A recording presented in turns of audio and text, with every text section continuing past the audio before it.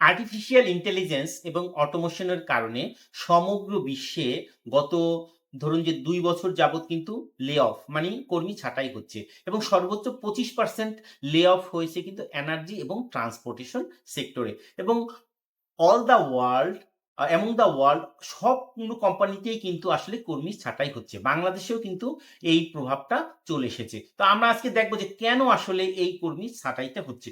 তো বেশ কয়েকটা কারণ এআই এবং অটোমেশনের যে প্রযুক্তির উন্নতি হয়েছে, এখন কিন্তু দেখা যাচ্ছে ৫ জন লোক যে কাজটা করতে পারে সেই কাজটা কিন্তু আসলে দেখা যাচ্ছে যে ২ জন লোক করতে পারে।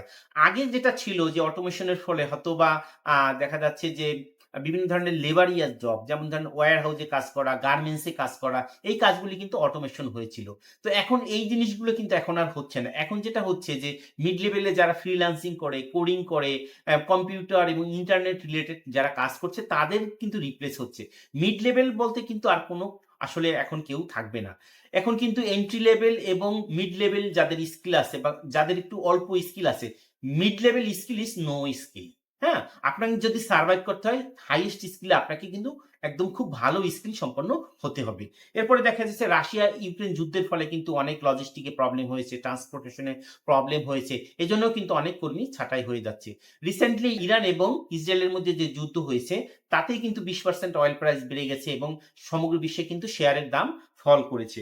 তারপর হচ্ছে কোভিড প্যান্ডেমিক। কোভিড প্যান্ডেমিকের সময় কিন্তু আসলে দেখা যাচ্ছে অনেক ইন্ডাস্ট্রি কিন্তু গ্রোইং ছিল। যেমন আইটি বিজনেস গ্রোইং ছিল এবং বিভিন্ন লজিস্টিক্স, ডেলিভারি বিজনেস কিন্তু গ্রোইং ছিল এবং সেখানে কিন্তু অনেক বেশি লোক নিয়োগ দেওয়া হয়েছিল।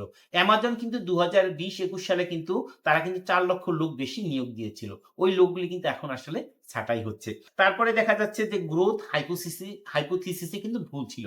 তখন যে গ্রোথটা আসলে মানে কনসিডার করা হয়েছিল সেই গ্রোথটা কিন্তু আসলে হয়নি।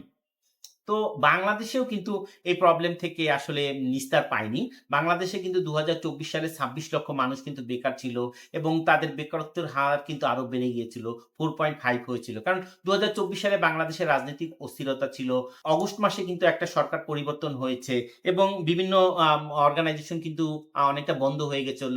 যেমন ধরেন গার্মেন্টস, টেক্সটাইল, তারপরে টায়ার ইন্ডাস্ট্রি এগুলি কিন্তু অনেকগুলি জিনিস কিন্তু বাংলাদেশে বন্ধ হয়ে গিয়েছিল। এজন্যও কিন্তু অনেক কর্মী ছাঁটাই হয়ে গিয়েছে এবং বাংলাদেশের কিন্তু বেকারত্বের হারটা কিন্তু অনেক বেশি। ২০২৪ সালে প্রায় ১.৫ লক্ষ মানুষ কিন্তু বেশি বেকার হয়ে গিয়েছিল এবং among the world right now যে অবস্থা এন্ট্রি লেভেলে কিন্তু পুরাটাই নিয়োগটা কিন্তু ফ্রিজ হয়ে গিয়েছে এবং দেখা যাচ্ছে যে মিড লেভেলের যে জবগুলি আছে সেগুলি কিন্তু খুবই হুমকির মুখে।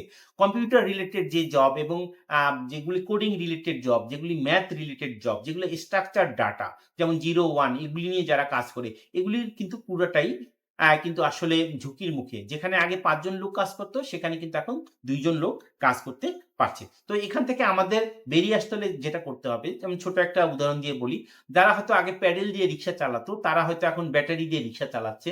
এটাকে বলা হচ্ছে আপ স্কিল। এখন যারা ব্যাটারি দিয়ে রিক্সা চালাচ্ছে তারা হয়তোবা এই ব্যাটারি রিক্সা যখন উঠে যাবে তারা হয়তো উবার চালাবে। এ ধরনের আপ স্কিল যদি আমরা করতে পারি তাহলে কিন্তু আমরা সারভাইভ করতে পারব।